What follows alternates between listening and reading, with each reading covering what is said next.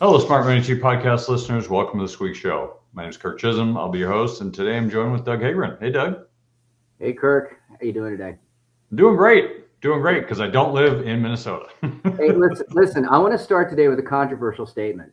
I am No. tired. Oh no, I am tired of ICE. It has infiltrated cities all over America, especially up north. It's everywhere. Sidewalks, driveways, parking lots, streets. It's lurking. It's just waiting for you to slip up. And I know this isn't going to sit well with people listening, mostly hockey players, snowmobilers, and ice fishermen. I get it. You've had a great run. But the rest of us, we're done. Christmas is over. The novelty's worn off. It's officially time to put this ice away. I'm ready to start talking spring, Kirk.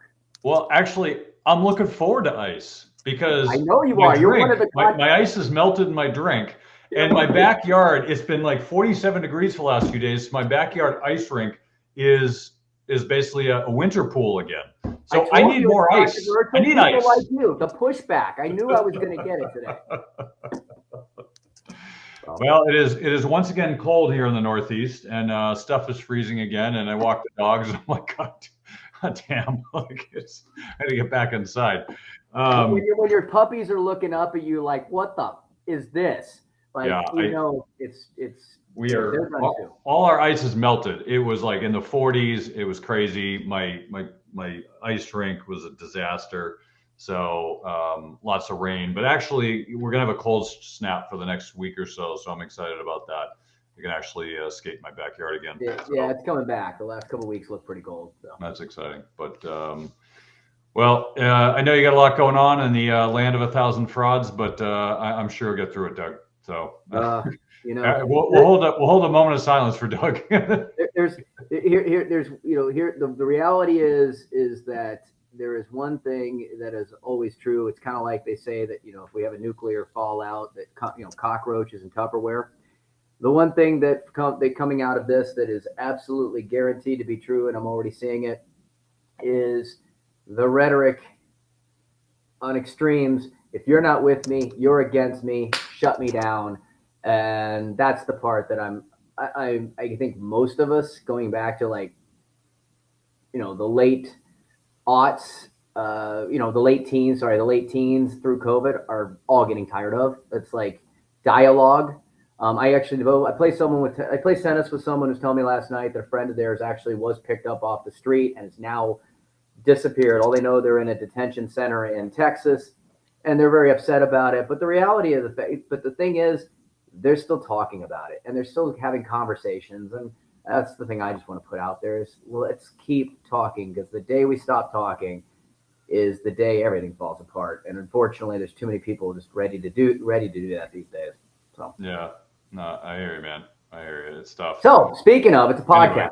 Anyway, we'll get you through it, Doug. You'll be okay. I appreciate it. All right, so we're going to talk about. There's a lot going on in the world, obviously. I mean, the Venezuelan president was perp walked. You have what's going on in Minnesota, which seems to be a nonstop slow motion train wreck. NATO is officially protecting our northern side by loading up Greenland with their military. So we don't, at no cost to us except maybe reputation. So that's awesome. Yeah, I haven't followed the Greenland news, but I've heard that have we reached a deal? Like I heard something. I haven't heard a deal recently, but I heard that NATO, European Union sent a bunch of military there. I think the total numbers of the military came out under 100 that were sent, from what I read. To defend it or to protect us? I don't know. To defend it from us, but that also, But I think that again, this is Trump for you, right? He just got Europe to defend our northern border from Russia for free. I know. I have to say, for there are people who love him, there are people who hate him. He's really annoying. I mean, he's controversial. He's going to push every button on all sides. He's a master troller. I've never seen anybody do this where whatever he does, he can always eke out a win on it, right? Yeah. Like he came out with he had some statement like last year when he said, "I'm going to take guns away from trans people because they're crazy." So he caused the left to defend gun rights. I was like, that's the point. Like, this guy's a genius. Like even if you disagree with it, you have to admire the strategery of that statement and what it did. But anyway, I want to go down the politics. There will always be a reaction, and that's his win. Yeah, exactly. He needs the energy in the room to get stuff done. All right. So we'll get off politics. I know it's too much fun these days because there's so much of it out there that and everyone's talking. So let's not talk about that. Let's get into the financial markets. There's way too much to talk about there too.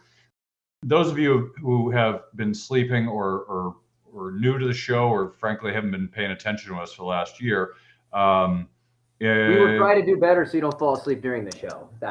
Precious metals are doing okay. That's all I'm going to say. They're doing okay. You know, they're down a little today, but frankly, given what's gone on in the last 9 months, it's been a little crazy. So we're going to start with a little talk about that. There's a bunch of charts I wanted to share that I thought were interesting, just to give everybody perspective. And so I've seen some of these trolling around, so I kind of wanted to walk through them.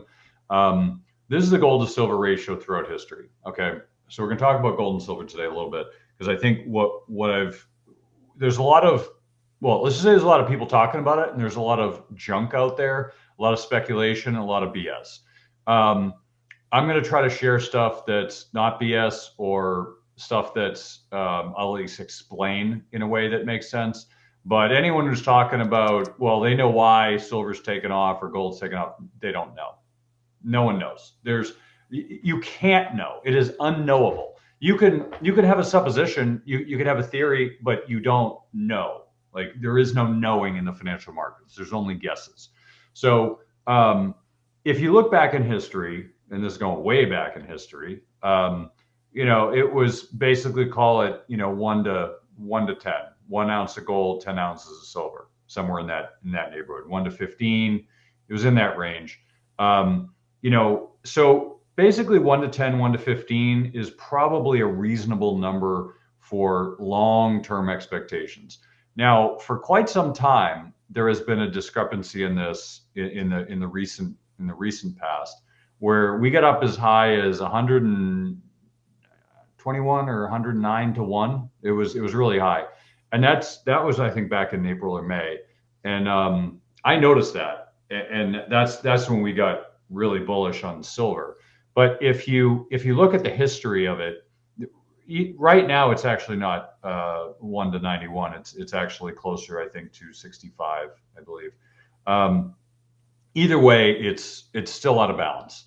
And so when you see what's going on with silver, and if you haven't, please pull up a chart. I don't have one here. Maybe Doug can throw one on there.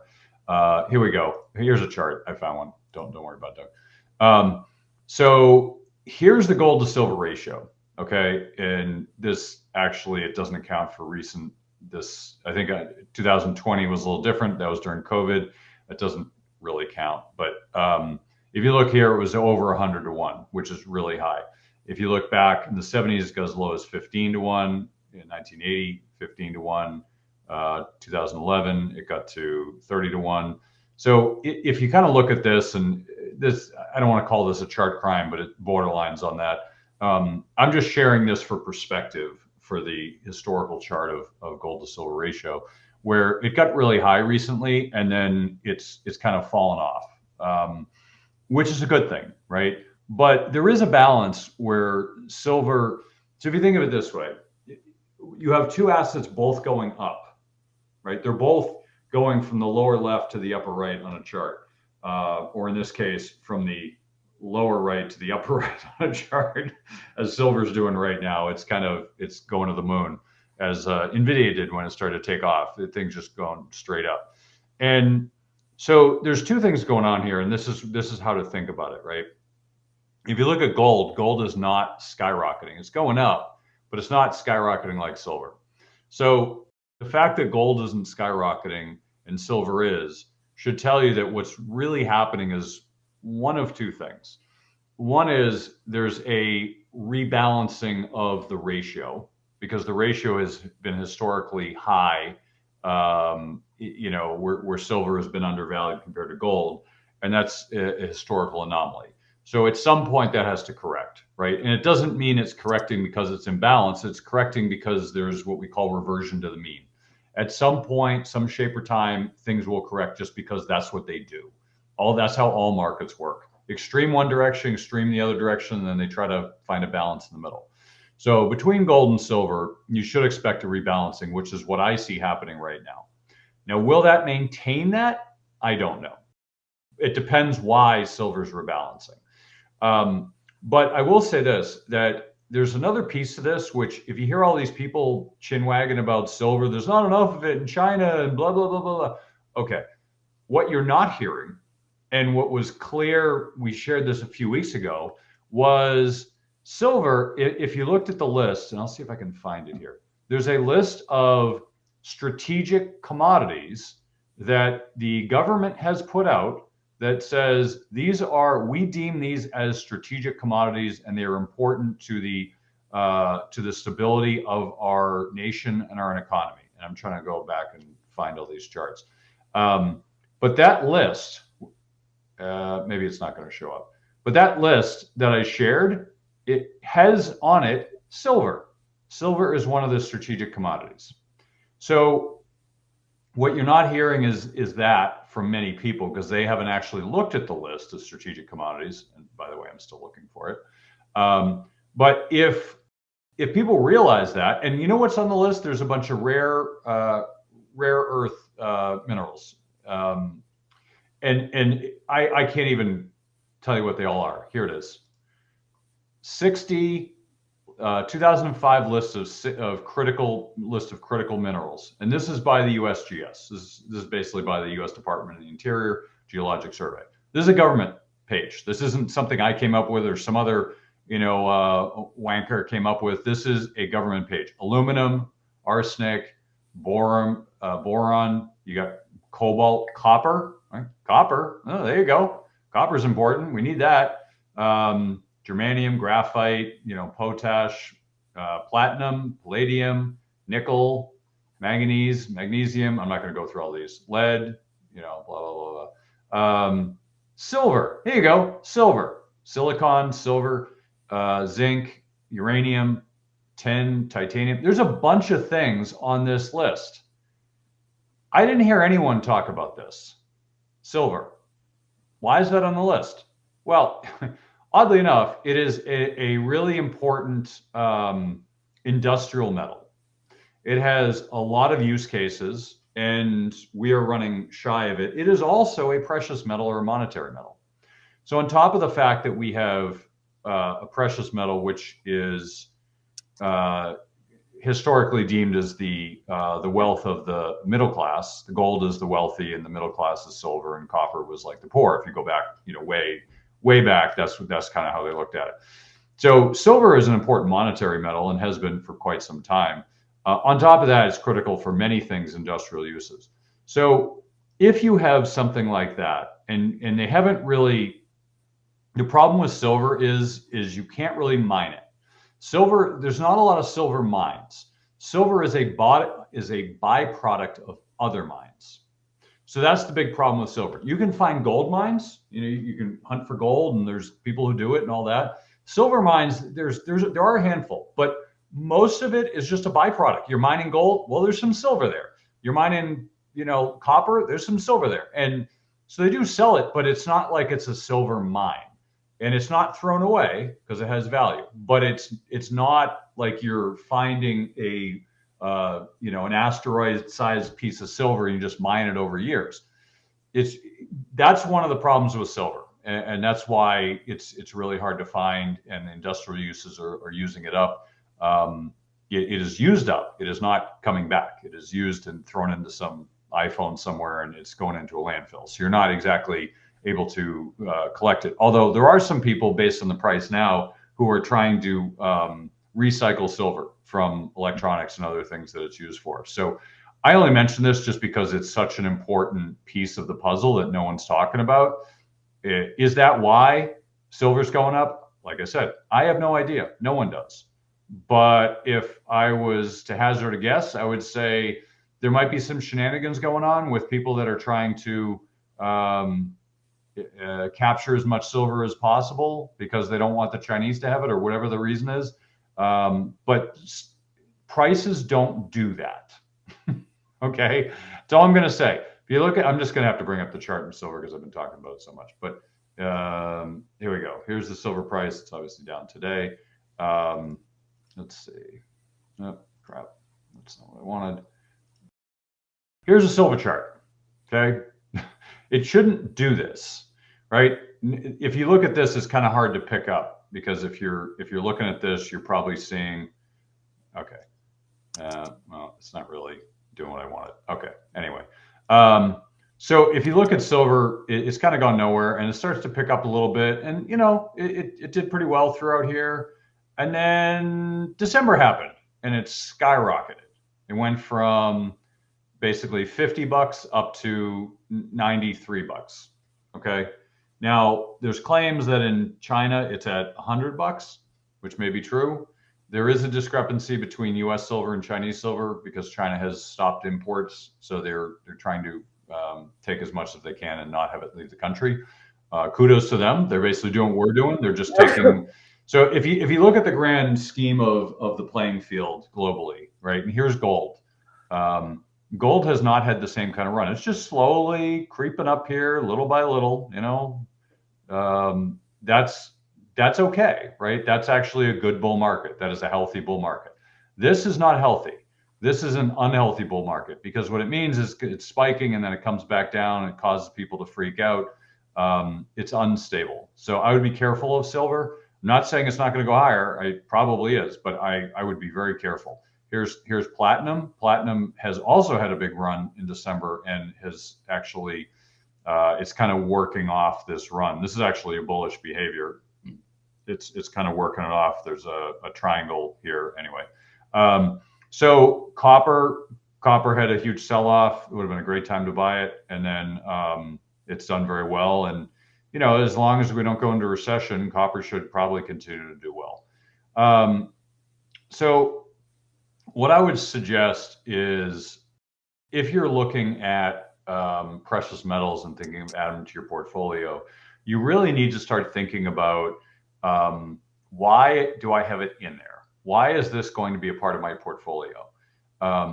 Because there's two sides to this. One side is, you know, I've always had for a long time gold as a part of the portfolio. It might be as little as 4% of the portfolio, but it, you know, if you look at the World Gold Council, and actually did a lot of research on this a while back, and this is years ago, they said that 4 to 8% gold in a portfolio is a good amount to balance it out. And I read that and I was like, okay, that's interesting, right? But then we've had guests on the show who are really smart people who have like a quarter of their portfolio in gold, like 25%. Okay. I don't know what the right number is, and you all have to figure out what the right number is for you. I'm not going to share that because I can't give advice on the show. I'll get in trouble. I can give advice to clients, just not the general public. So what I would say is when you're thinking about allocations for precious metals, think about it like this. Is gold a allocation because you're trying to balance everything else out? Or and I say gold, what I really mean is gold, silver, precious metals, mining, that whole kind of sector. Are you doing it to balance out the rest of the portfolio? Are you doing it because it's a trend and you want to jump on board? Or are you doing it because you're afraid of the monetary system and you want to make sure you're protected? Now, those are three separate things that you could use to allocate precious metals to your portfolio. It does matter which one of those or ones of those are the reason you're doing it. Okay. Because if you're doing it for allocation purposes, you might look to the World Gold Council and say, yeah, we just want to balance out everything else. We want to figure out a nice allocation. If you're looking at it as a trend, then you might say, well, maybe I want to find a way to ride this trend a little bit because the trend's been pretty strong. And it might get a little rocky, but it doesn't seem like it's ending in the near future. There's way too much going on for the precious metals trend to end. It might not go up like it did last year. Let's just be honest. It probably won't. But will it have some opportunity? Yeah, I think there'll definitely be opportunity this year. Now, if you're worried about the monetary system, and I've talked to a lot of people who are, then they feel very comfortable having a larger percentage of their account in precious metals. I would just be wary of that. I think we all think that the world's going to end tomorrow because that's how our brains work. Our brains go to the extreme. We think that the thing that we think is going to happen immediately. A lot of people say, oh, we're going to lose the world's reserve currency. Yeah, I agree. But it might not happen for 50, 100 years. We don't know when it's going to happen. It's not going to happen tomorrow. So are you going to reallocate your portfolio around that for tomorrow? That's not smart. So think about, and it's not, fear is a big part of investing. You have to understand fear and you have to be able to manage fear. And if you're afraid of all these things happening and you can't use your executive function in your brain. When fear hits, your lizard brain takes over and your executive function stops working. That's the problem with fear. We all have it. That's, fight or flight. Your brain stops working. You stop thinking. You stop being able to rationalize. You just do. And your animal brain, your monkey brain takes over. So what you want to do is you want to start thinking ahead and try to think about, like, all right, what are the things I'm afraid of? When could they happen? Could they happen tomorrow? No. Could they happen next week? No. Could they happen in a year? Probably not. Could they happen in 10 years? Maybe. Could they happen in 50 years? Probably, right? Just think through probabilistically, like, where it falls, because, a lot of people prepare for the end of the world. They prepare for the zombie apocalypse. They got their gold, their guns, their MREs. But if the world really ends, who cares about stocks? Like, I'm going to need my guns and my MREs, my plenty of ammo. That's all you're going to need. All the rest of it is useless because all you're trying to do is survive. I don't need to prepare for that with my portfolio, because if that happens, who the hell cares what's going on? I'm not going to be doing this podcast if that happens. So if all of you were expecting that, I'm just letting you know in advance, this podcast will stop if the world ends. So just letting you know. But seriously though, like, we all tend to go to the extremes. That's how our brains work. So try not to think in the extremes. Like, silver's going to go to like $5,000. No, it's not. Okay, maybe, but I'm just saying it probably isn't. I would not plan for that. So if somebody comes out with some outrageous claim of what it's going to be, just say, "Oh, isn't that interesting?" And try to find some facts. Don't just get hijacked because somebody puts out some crazy thing. So taking it back to how this helps you, think about why you own it. Why you own it matters in terms of allocation. There are plenty of allocations you could look to historically with a lot of data that will suggest an allocation based on what you think your thesis is. If it's money devaluation, your allocation might be higher. If it's just having a diversified portfolio and low risk and all that, and diverse, and we talk a lot about that in the show, so I won't go into it. But if you're into that, then it might be lower. So figure out why you want to own it, and that will determine in some ways the allocation. Because if you're just looking at the trend, that's a temporary investment. You're just on the train until it stops, and then you get off and you get onto some other train. And that allocation is dependent upon what kind of risk you're taking. But there's a lot of variation between that. And a lot of people are uncomfortable, like in the big brokerage houses, Merrills, Morgans, UBS, like, they don't want you owning gold. Now, they have supported gold and they've researched around this for years, but they don't want them owning that. When I was at UBS and Smith Barney, they clearly told me you shouldn't have that in the account. Not that you can't, but you should go find a stock. We don't want, we don't like that. So, people are coming around, firms are coming around, they're coming around to, cryptocurrency, they're coming around to precious metals. A little too late, it would have been nice to be in years ago, but that's okay. So just think about how these things impact you. This is a public service announcement. Have you ever played the lottery? My state advertises that you can't win if you don't play. What they don't tell you is that the lottery is a tax on people who are bad at math. How many lottery winners have you met? Probably none. If you don't like your chances of winning the state lottery, you're definitely not going to like the chances of winning the inflationary lottery. The inflationary lottery? That's right. Your chances to win the state lottery might be 1 million to 1. But you're guaranteed to win the inflation lottery because it affects everyone. And the prizes stink. But here's what you're going to win. Higher prices at the store, shrinkflation in your packaged goods. Higher heating prices to heat your home. Who doesn't want to win that lottery? Much like the government, I feel bad that your costs are rising. So I want to help you out by giving you some free money. It's not a lot. It's only 1 million Zim dollars, but it's something. Well, you can't buy anything with it, but it does look good as wallpaper. And if you live in Europe, you might even be able to use it to heat your home this winter. If the lottery is a tax on people who are bad at math, then inflation is a tax on people who are bad at economics. I want my listeners to be better at economics.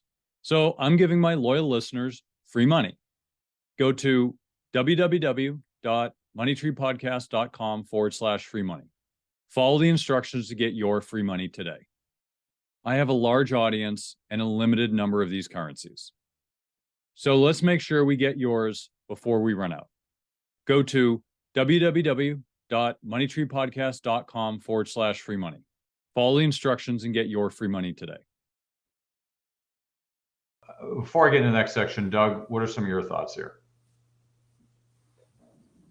Yeah, I think precious metals are definitely not a one-size-fits-all solution. I like that. I like what you're saying, that there's a lot of different people with a lot of different philosophies that are that are either very bullish on holding on to it for things such as the monetary policy, but there's also individuals, and we look at the data out there of how many accounts, and again, a lot of that might be recommendations from wirehouses and such that aren't necessarily as bullish on it for maybe their own personal, entity reasons, because that's certainly not, maybe with an ETF or such, but otherwise it's not really a place they have typically been able to make money. So maybe some of that is the advisors themselves are kind of behind on adjusting allocations. There's a lot of static models out there that, honestly, if you're out there with one of those portfolios from some of the big names, you probably don't get a lot of adjustments. They say they're managing it, but we know if you look at our conversation in the last 12 months when we started talking about precious metals and looking at that gold silver ratio, we said it then that there was no way to certainly guarantee what was going to occur, but let's, like you said, be cautious right now.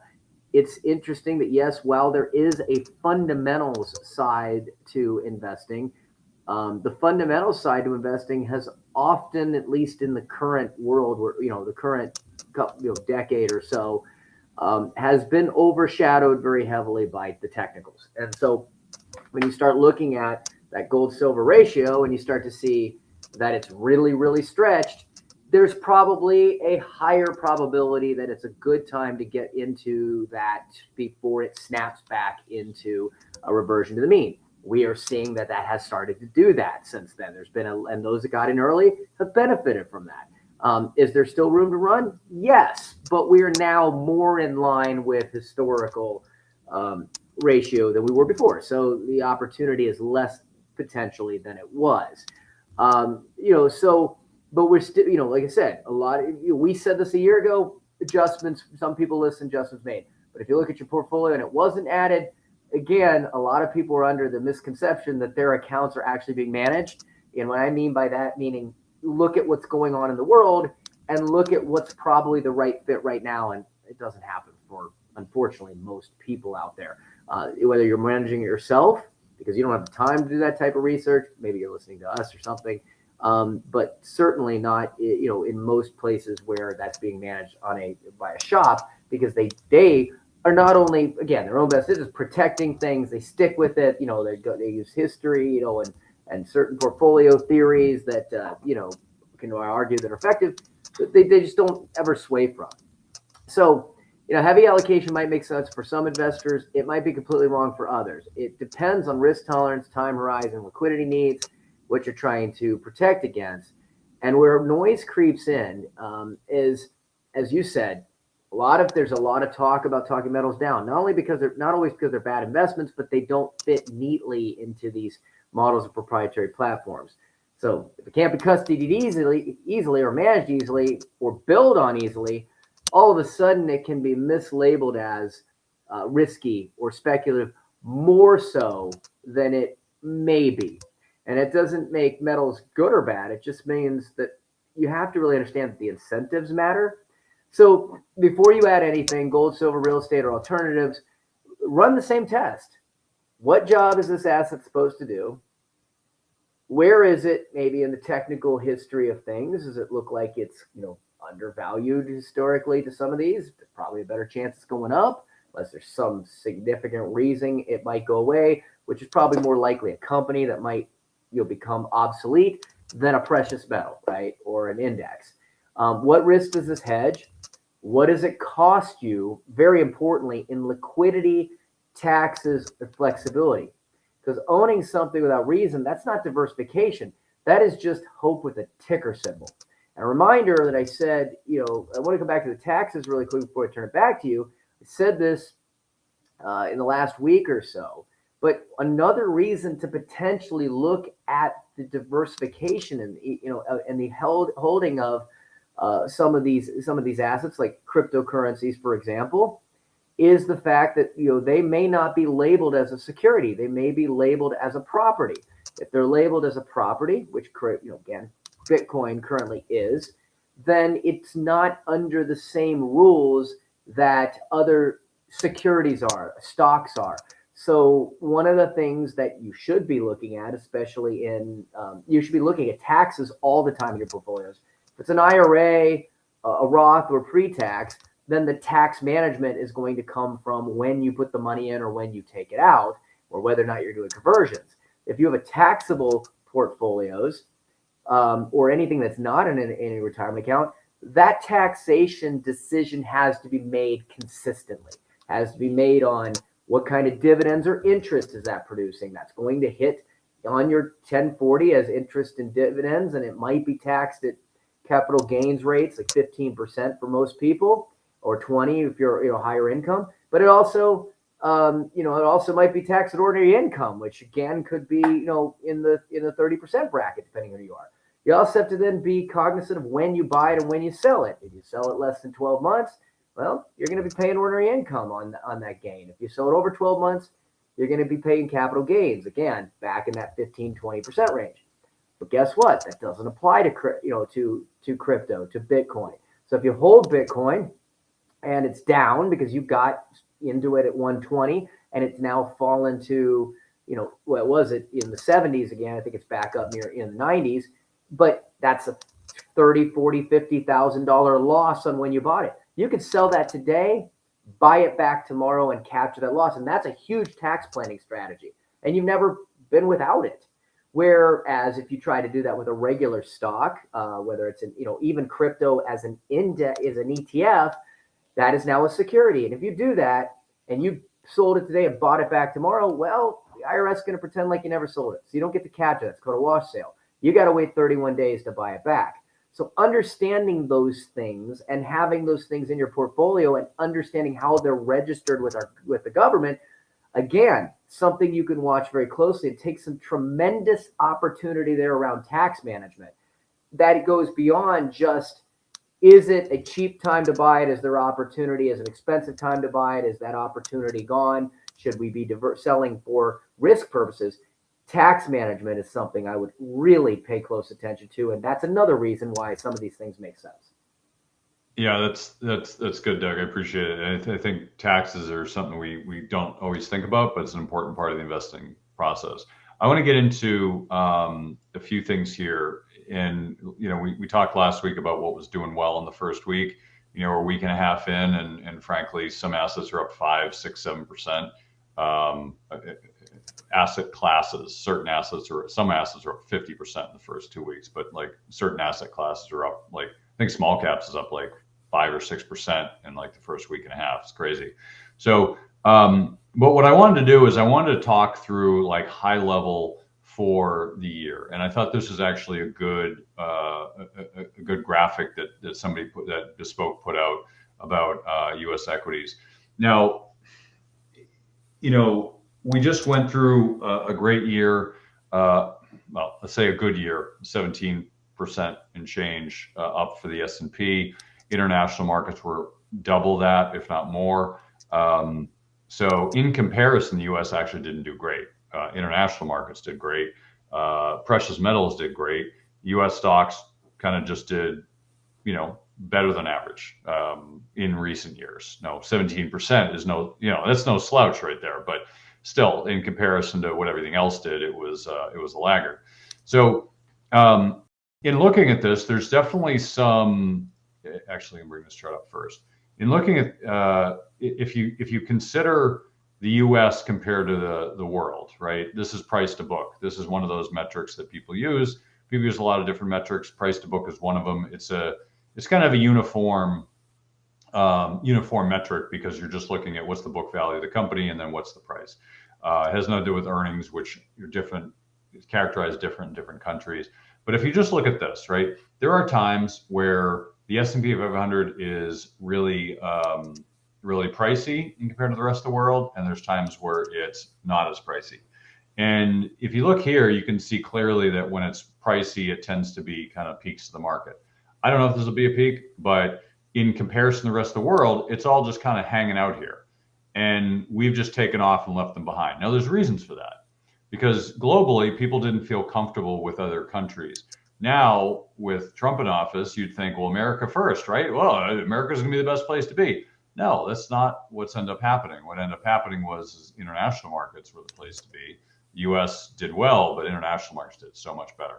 Now, I think that trend's maybe not long term, but as long as the dollar is weak, then you need to be aware of that. Now, before I get into this, I want to make one. I kind of want to walk through this one concept, and I've heard it a few times recently, and I think as I've thought about it, it makes the most sense. Here's the thought. Now, for a long time, the U.S. has been in this place where we are the leader of the world in many different aspects. We're the global reserve currency. We're the policeman of the world. We lead in many different industries. And we're so successful that we have to apologize for it. We have a whole segment of our society that feels guilty for their success. And as a country, in some ways, we feel guilty for our success. So we belittle ourselves because we don't want to be seen as bragging, if you will.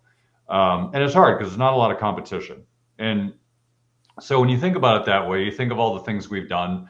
We've attacked other countries. We've had many skirmishes, not wars, but skirmishes. And we put a facade up that it's to protect the people. Like, no, it's not. You're not over there protecting the people. We haven't done that in a long time. But if you think about kind of what's going on globally, we have a different facade right now. We have a different perspective on the world, right? And this administration is just saying, we're doing things because we're doing them. We went to Venezuela for the oil.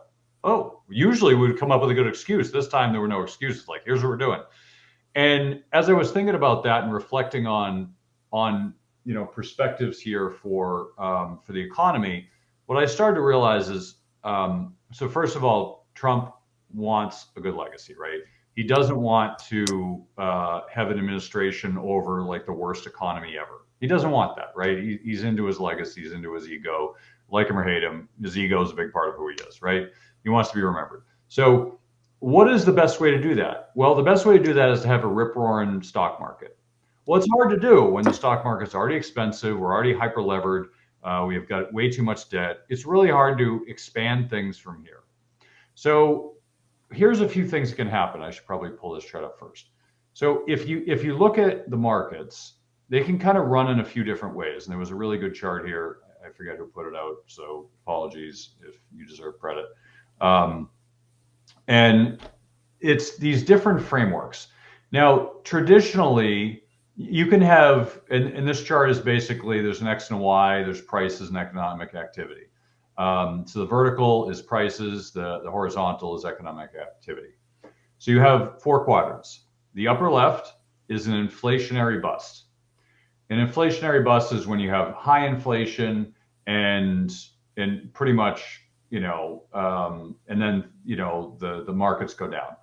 So according to this, buy cash in the safest currency, not necessarily your currency, in the safest currency. Sell financial assets. And then there's a disinflationary bust. And in that scenario, you want to buy safe government bonds and you want to sell everything else. So far, so good. Those are pretty accurate. Now, on the right side, you have something that we don't really think of. On the lower right, you have a disinflationary boom, which is buying innovative companies with pricing power, sell companies with little pricing power. that's pretty much what we've had from 2010 to like 2020. I would argue we had a disinflationary boom, or a very like very low inflation. I would call it disinflationary because I think we did have deflation, but that aside, that was why those things did well. Now you have the upper right, which is an inflationary boom, where the things to buy are stores of value: real estate, gold, commodities, high fixed cost, cyclical producers, sell long-term bonds. Now I use this chart because the theme that seems to be running here is run it hot. Now, Lynn Alden, I'd love to get her on the show. She talks about you can't stop this train. There's a new theme. I heard somebody say it once. It hasn't caught on yet, which is run it hot. Now, here's what that means. Run it hot means that you're trying to get a lot of growth and you're trying to get inflation. So inflation's not a bad thing. We all think high inflation's a bad thing. Inflation's not a bad thing. It's a bad thing if you can't control it. But if you have inflation and you have a growing stock market, a growing economy, that's good. That's really good. If you think about when we came back from World War II, right? All the soldiers came home and they got back to work, and then the economy started to take off. People started buying houses. They want to have kids. And you had this boom time, which created the boomers, right? The boomer generation, because everyone came back and started to have kids. Well, that was an inflationary boom. You had a real estate, you could get real estate for like $4,000. And then it boomed because, everything was growing and people wanted to buy houses. So you're competing and the prices went up. That's a good thing. There's nothing wrong with inflation as long as it's paired with growth. When you have inflation with no growth, problem. When you have growth and no inflation, that's okay. But if you have high inflation, you also need high growth. So what I suspect is happening and what they're trying to do, and they haven't put it in these words, but that's how I'm deducing it, is they realize inflation's not going away. There's not much they can do about that. I think they're cornered. The Fed is trying to keep it in check. I don't think they can keep it in check. So the only way they can do it is by increasing growth. How do you do that? Well, you do trade deals, you find ways to bring jobs back, you do all this stuff to grow the economy. I'm not sure if they'll be successful. That's another story. But people say that GDP might get to 5 or 6%. Okay, look at China. Okay, China for up until a few years ago had a growth rate of like a GDP growth rate of like 7-8%. That's crazy. And they had inflation to boot because we exported our inflation to them. So they had inflation. It's okay, but they were having massive growth. So the run it hot economy, which is what I'm going to start calling it here, the run it hot economy is what you should expect. So if you looked at that quadrant, you should look at stores of value: real estate, gold, commodities, companies with high fixed cost, I don't really understand that high fixed cost thing, but cyclical producers, you should be focused on those and not owning long-term bonds. Okay. Now, if things change, inflation goes down. Okay. Then you go back to tech with pricing power, and you want to stay away from like commoditized companies with no pricing power. So that's how you should be thinking about your investments, because that seems to be the path we're on. Does that mean we're not going to have some hiccups and the market's not going to go down and whatever? No, of course that can happen. What I'm saying is, the more I come to terms with this, the more I think the markets are going to keep going up. And yes, I know there should be a recession, but if they're running it hot, they're going to run over like a steamroller all the recessionary metrics, and they're just going to run it hot. And I think everything they're going to try to do, they're going to pull out all the stops to make that happen. Will they make it happen? I hope so. I don't know. We haven't tried to do this in a long time. Actually, I don't know if we've ever tried to do it. It's happened, but I don't know if we've tried to make it happen. So this is where I said when Trump got elected, I came back and I said, I'm willing to have an open mind. This is it. Okay. You've proven yourself so far to be competent. The question is whether you can follow through on it. So are you going to make it happen? We'll see.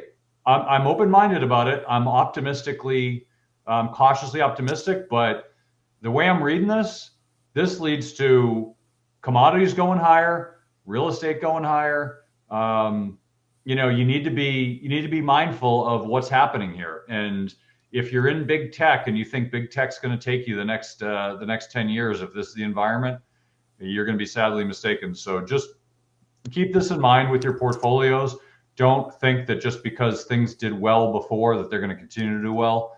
So far this year, big tech has been underperforming by a lot compared to the markets. So just keep that in mind. I'm going to hand it back to you, Doug. I wanted to go over these things, but I don't want to take any more of your time. Well, that's so kind. Sorry, that's very kind of you, Kirk. I appreciate that. Now, so I've got some.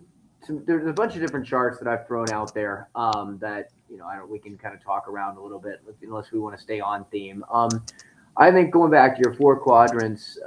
Well, first of all, going into the big message, I'll go back to the first one you put up there, the pros and cons. I think what I interpret it is that the slide is telling is that it's not necessarily. I mean, it's not really a bullish or a bearish call. I think it's a very good representation of a late cycle tension map. U.S. equities are indeed strong, but I think there's still you have to be aware that they are becoming increasingly fragile. The market is still working, it's still being supported, it's still producing winners. Of course, who those winners are, there's where that's the adjustment and the rub. What you just said about tech. I think there's a lot of head scratching going on. Like, how come when things were running late last year, early this year, Bitcoin was going the other direction? Well, because it's become less correlated to tech. They've done some data on that has shown that recently it has disconnected a little bit, but there's still a tie-in that if you look at the correlation there, it is a technology. And so when you're starting to see a pushback from tech, that could be something that you're reading in to at least the short-term bullish bearish statement on crypto.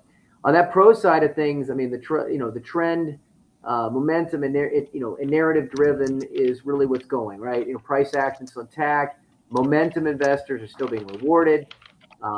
Leadership is narrow but powerful. When you look at mega cap tech versus AI, and skepticism, there's certainly worry out some worry out there, but it hasn't killed the rally. I mean, liquidity still matters. Being flexible still matters. And this economy, hasn't cracked. The margins are holding. It's still climbing, but I think mostly because it hasn't been forced to stop. When people talk about the black swan events, there's been nothing that has been catastrophic enough to really throw those brakes on. And we've talked about this before, and people can read about it. A lot of times, the noise about things that are going to happen in the markets, good or bad, is really like a gas leak in a house, right? Every day there are houses that have gas leaks, around this country. They don't make the news. Why?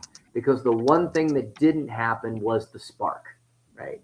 And we've got fumes that are in a number of different areas, but the spark, we've been fortunate that the spark has not ignited it in now going on close to 17, 18 years, really. I mean, we've had some volatility between them, but really coming out of the Great Recession, people said it, we're due, right? Yeah, we're due, and there's certainly things that have been lined up to see that final, that big pullback, and you've got the perma bears out there saying it's coming now, but we don't have everything producing fumes, and we don't have that spark. Now, if we go to the con side, I mean, I think that's where the truth lives. Cons against the market are structural, their valuation, they're forward-looking. I think you've got some leadership that's thinning. If the top names stumble, there is no bench. I think the prices, with valuations, prices are assuming perfection now. You're at the same time, we're seeing leverage and refinancing risk rise. Is Oracle, a bellwether like Oracle? These may be late stage indicators and not necessarily leaders. So watching that closely. I think, we have to worry about what have you done for me lately? expectations are already high. So those are the fumes. Right now, there's little room for disappointment. And if we can continue to have this bullish sentiment coming in and profits, then great. But when that breaks, it's not an if, it's a when. But again, like you said, it could be 10 years from now. And for many people listening, that's beyond their retirement. When you say, "Oh, I'm going to make these changes based on what could happen," well, if it takes 15 years from now for that to happen, and you're waiting for it and you're adjusting for that, you could really, really impact yourself. So again, you got to look at what's going on right now. There's little room for disappointment, but we continue to have good news coming in. Policy and labor risk, those are asymmetrical. There's definitely more downside for that than upside. But with the same time, and I kind of this bullish bearish, speculation is starting to creep back in. When I say bullish bearish, it means that we've got positivity right now. Consumers are ready to pounce and make opportunity on this, but it can also be a late cycle tell. So it does look healthy on the surface, but just keep in mind that support beams are under strain. So I'll just start with this the big picture on it. It's not time to be lazy. It's not time to be concentrated. It's not time to be unintentional, but it's also not time to get out. It's just watch the structure. That's going to mean a lot more than conviction. A smart investor is going to be someone who trims oversized winners, reduces single theme concentration like AI or mega cap tech, balance growth with ballast, separate growth money from income and tuition and near-term needs, and stop confusing momentum with durability. Who's going to get punished in this? All in narratives. Just go. Overconfidence. It worked last year logic, and portfolios that that do not have role clarity.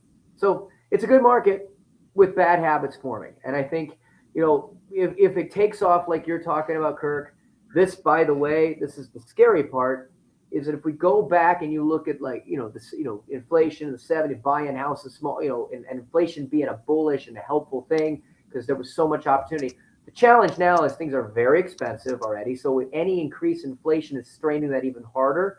And what's going to be a takeoff if this continues to run, and we see very different than stagflation where you get no returns and high inflation. If we get higher inflation but yet higher returns, it's going to be very problematic for the divide between the haves and have-nots, which is already getting stretched. Those that have assets will win. Those that don't will get hurt.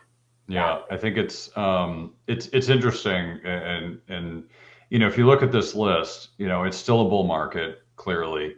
You might think it's overvalued, but that can stay that way forever. So that's if you look on the con side, valuations are high, but it's still a bull market, and until we know otherwise, you have to assume that that's going to continue. And I know it's uncomfortable. It's like silver. Like we've been in silver for a while. It's very uncomfortable right now. It should not go straight up like this. That makes me very uneasy because I'm wondering why, because like I said, nobody can know why. And so I'm wondering, is this just going to bounce people out and drop 25, 50%?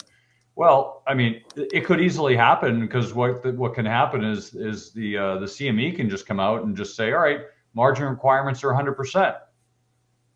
So there's no leverage. Yep. That'll crash the price of silver. I mean, they've done it before. They did it in 2011, I think it was, where silver was taken off, and they were afraid of. There's a few things they were afraid of at the time. One of which was not fulfilling the futures contracts, but it started to take off, so they just started to increase the margin. They just kept increasing until it popped the bubble, and then it started to go down. So they've started to come out and put some wrangling on the silver market, and I'm very cautiously watching that. So if they come out and start to really put the hammer down, I would be very careful. That's usually a sign that they're afraid, and I'd be careful of that. Now I'm going to add something to just counter that, because this goes back to the one of the reasons why is silver blowing up. Well, some of that's what we were talking about months ago, right? Is this a fundamentals situation? or is this a technical situation? And you're right, if the governments come out, policy can change everything. At the end of the day, don't fight the Fed, right? Or whatever governments, if they put these margin requirements in there, that's a black swan, right? But if we come back to the technicals and we go back to the gold silver ratio, well, why is silver blowing up the way it is? Some of that is likely to do with the fact that the stretch between gold and silver was so strained. So, is silver just coming up because it needs to historically to be back in line with gold? Is maybe less of a conversation about what silver's doing and more of a conversation back to what gold's doing. Because as long as gold stays here, even if it's just going steadily, as long as gold stays that high, if you look at the technicals, then silver should be rising to be in line with those historic gold silver Yeah, rates. I'm going to make one more point and I'll give it to Doug to wrap up. So, we'll go through the list more next week, but the thing to remember is we had a good run the last 7 years or so where pretty much big tech, the Mag 7 took off. And if you own that, you did great. If you didn't own it, you didn't do great. That's a different cycle. We're in a different cycle now where that's underperforming. You have crypto tends to perform with high correlation to software and tech companies. So if tech is not doing well, you might watch your crypto. This is not to say that crypto won't do well, but we've had a correlation up till now. That may be changing. But if you look at the markets, we had this everything in big tech and everything else is just is chump change. But now the market is actually moving equally. So the equal weight indexes are actually doing fine, and that's actually a good thing. That's a strong thing for the bull market. It also means value might start to do well because value's been out of favor for so long. I'm not saying it will. I'm not totally convinced, but it certainly could come into play. Small caps are starting to do well this year. I mean, small caps earlier this week were up I think it was Tuesday, it was up 5% in a week and a half. It's crazy. So, understand that just because things have happened in the past doesn't mean they'll continue to happen this way. You need to understand the rotations that are going on. And it seems to me this run it hot economy is going to change the game from what you're used to. So just be mindful of how you're allocating and how you're investing. Make sure that you're protected in case of, black swan events, but also, don't be afraid to change things up. Because I think you'll be happy you did when you're getting good dividend yields. And at the same time, you're also getting growth versus, tech that so far this year has been negative returns, even though the markets are up. So Doug, take us home here. Yeah, so there's a lot of charts that I didn't get to again this week. I mean, we have so much stuff to talk about. So in our next week's, I'm gonna try to work with you, Kirk, to get a couple things that we can line up here. But I didn't really get because honestly though, it's okay that I didn't get a chance to go through a lot of visuals and those visuals detail, because the point really isn't any single chart. I mean, when you take a step back and you look at them together, what a lot of these charts that we have and a lot of the information that we look through is telling, it's the same story from different angles. We're in a period of shifting regimes, uneven inflation, concentrated winners, fragile labor markets, and rising costs where it actually matters to families: housing, healthcare, and education. I do have a graphic that shows, and we've talked about this before, that inflation is not, it's not just this one thing. It's a combination of many things, and there are things that are absolutely going up, and there's things that are absolutely going down. And that, when we see 2.5%, 3% inflation, it's like, oh, that sounds great. If all the things you need are at 5, 6, 7, 8, you're going to feel it very differently. Oil prices, they're volatile and they're falling. Headlines can improve. The markets can also grind higher. But underneath everything, the structure of risk, the one constant is change. And this is why it isn't a moment for predictions. It's not a moment for overreactions. It's always a moment for clarity, understanding what you own, why you own it, and what job each dollar you have is supposed to do. And you do not need to analyze every chart to see a pattern. You just need to stop managing money in silos and make sure that you're always planning across realities. because the investors who struggle aren't the ones that are going to miss a data point. They're really just the ones that never built a structure to handle change in the first place. If you want to make sure that what you have and you're putting together financially for your future is going to be built with a structure to handle change, then check out the process that we follow for making sure that individuals, in many cases, we really focus on younger baby boomers, Gen X, and older millennials, which really I'm calling the Gen X because, again, nothing covers everything.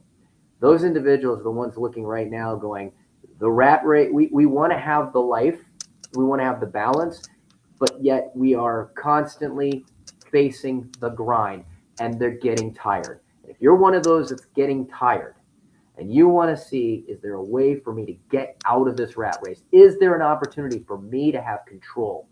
Maybe you want to work forever, but wouldn't it be nice to be the one that has the control of that? And if you want to make sure that you have a plan that's structured for that change, that's structured to give you options, to allow you to be able to look at your life and work and focus on the things that matter the most to you, check out our process and how we do it. This includes college, retirement, taxation, Mergent, advisors.net, MERGENT, Mergent, MERGENT, mergentadvisors.net. Check it out. And again, I talk about it a lot. One of the biggest things we're facing right now is the squeeze of college. Our process and our philosophy is unique. Most people don't cover it, so you can read more about it there. Awesome. Well, thanks again for coming on, Doug. That's the show for this week. Thank you again for joining us on Money Tree Investing Podcast. My name's Kirk Chisholm, wealth manager of Innovative Advisor Group. We don't just manage your wealth, we make your life better. You can find more about me at innovativewealth.com. And of course, you can find me every week here on this show. You can also check out our show at Money Tree Investing Podcast. On our website, you'll have access to the show notes, resources, and the archive shows. Please remember to subscribe on our YouTube channel for immediate access to the new shows when they're released. When you subscribe to the show, it allows us to get access to some of the top minds of investing in personal finance. While you're here, please leave a comment and question if you want us to address it on the show. Have a great week ahead, and remember, no one will care about your money like you do, so invest in your life.